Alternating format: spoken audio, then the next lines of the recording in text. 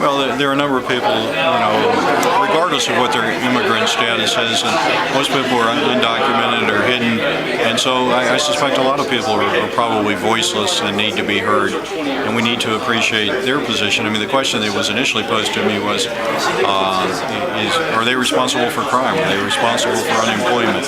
Well, only directly, but indirectly, and probably more importantly, they're probably not. It's a situation that they've been placed in, so we need to do a better job with them and to reach out to those people.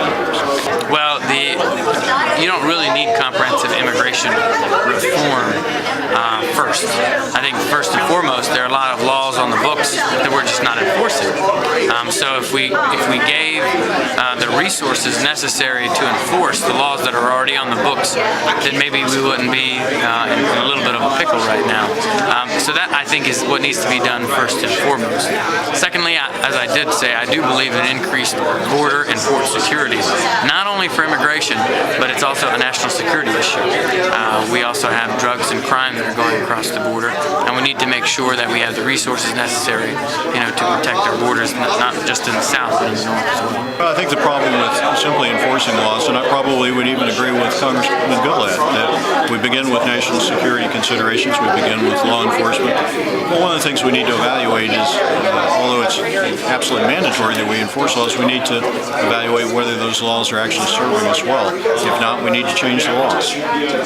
Again, we need to separate the issues. If we try and lump everything into one and through one piece of legislation handle the national security, the law enforcement, the business concerns, the social concerns, that is so jumbled that I don't think we'll be successful. So I think those are all going to require eventually separate pieces of legislation.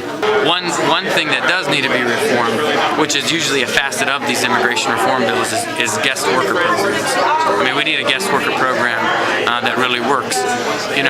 Many parts of the United States, unfortunately, have a high unemployment rate, but many parts of the 6th District do not have a high unemployment rate. Rockbridge County has a 3.2% unemployment rate. But what we need to do is make the distinction between jobs that really do not have workers to fill and employers who are really just trying to get cheaper labor. And there needs to be a balance there. When you look at some of the top 10 firms that are importing workers, they're importing workers that are highly skilled. And I think that we can fill those types of jobs right here with our own citizens.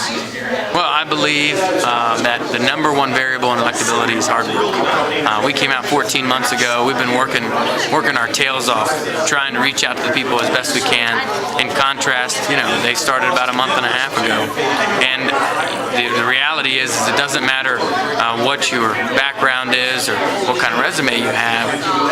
The bottom line is, are you going to put the effort into an election necessary to reach out to voters to get them to come out on November 4th, 2008? That's the bottom line. So, and I think that that's kind of one piece of the message that may be missing there is what do you plan to do to mobilize? I'm not going to win this campaign. It's going to be activists and people thirsty for change all around this district that are going to come together and say it's time for something different. Can you mobilize those people? Can you show them that you're going to work hard on their behalf? And I believe that we've done so. Well, I'm not going to speak for Sam and say what his strengths and weaknesses or even how he's trying to sell his campaign. In terms of zealousness, I think my campaign has plenty of energy and enthusiasm. I personally, although I'm 30 years older than Sam, I think I have plenty of enthusiasm. But I think that this is going to be about more than energizing the base of the Democratic Party. This is going to be about converting Republicans and independents.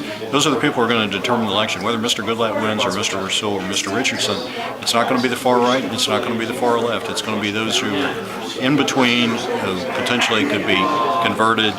Again, in order to do that, people who have voted for 16 years for Mr. Goodlatte or not voted at all, they're going to have to be, first of all, convinced that there are problems with the voting record, with policies and so forth. They'll have to have reasonable alternatives, and then they're going to have to credible alternative. I think particularly in this election, because you have an 8-term incumbent, it's not an open seat. You don't have a rookie opposing him as a Republican. Experience is going to be critical. But this really isn't about voters, this is about delegates. You know, this isn't about like the common rank and file voter. This is about who has the delegates to win. Do you think you can get those delegates? Do you have them? I mean, what's your sense on the delegates? The delegate situation looks very well for us. As far as delegate candidates that will be elected, our slates are filling up very, very quickly. So we're very happy as far as that's concerned. But remember, the delegates, many of them are objective in the sense that they realize that they need to support the candidate that they believe is going to go out and mobilize people. So I understand what we're talking about, the distinction between the common voters and the delegates, but the delegates are entrusted with the wisdom to be able to say, this is the candidate that we believe has the ability to go and connect with the common voters and deliver victory in November. Until then, at this point, we're in the process of both camps of filling out delegate slates and whatnot.